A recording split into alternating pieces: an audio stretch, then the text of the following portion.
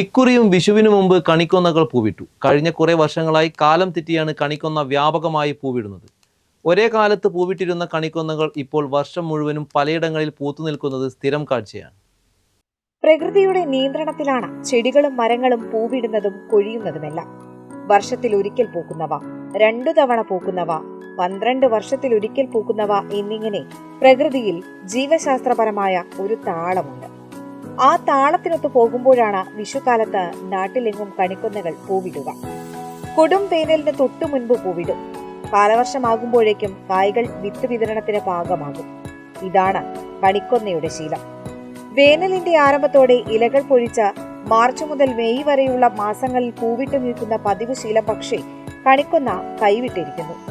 കൊന്ന പൂത്ത് ഏകദേശം 45 ദിവസത്തിനകം കാലവർഷം എത്തുമെന്ന കണക്കും ഒരു പതിറ്റാണ്ട് മുൻപ് വരെ ശരിയായി വന്നിരുന്നു. എന്നാലിപ്പോൾ കണക്കുകളൊന്നും അങ്ങ് ശരിയാകുന്നില്ല. അതിന് കാരണവുമുണ്ട്.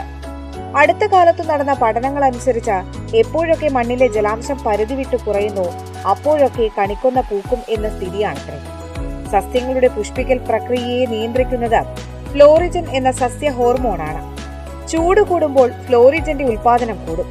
അങ്ങനെ ചൂടിന്റെ വർധനവും കൊന്ന പൂവിടുന്നതിനെ സ്വാധീനിക്കുന്നു. സാധാരണയായി മാർച്ചിൽ പൂക്കേണ്ട കണിക്കൊന്ന ജാനുവരിയിലും ഫെബ്രുവരിയിലുമൊക്കെ ഇപ്പോൾ പൂക്കുന്നതിന് കാരണം ഇതാണ്. പെയ്യാൻ പോകുന്ന മഴയുടെ ജലാംശം അന്തരീക്ഷത്തിൽ ഉണ്ടാക്കുന്ന മാറ്റം ഏകദേശം 85 മുതൽ 95 ദിവസങ്ങൾക്ക് മുൻപ് തന്നെ കണിക്കൊന്നയ്ക്ക് അറിയാൻ സാധിക്കുമെന്ന് ചില പരീക്ഷണങ്ങളും തെളിയിച്ചിട്ടുണ്ട്. ജലാംശത്തിന്റെ സാന്നിധ്യം പിടിച്ചെടുക്കുന്ന ബയോസെൻസർ കണിക്കൊന്നയ്ക്ക് സ്വന്തമായി ഉള്ളതുകൊണ്ടാണ് ഇത് സാധ്യമാകുന്നത്.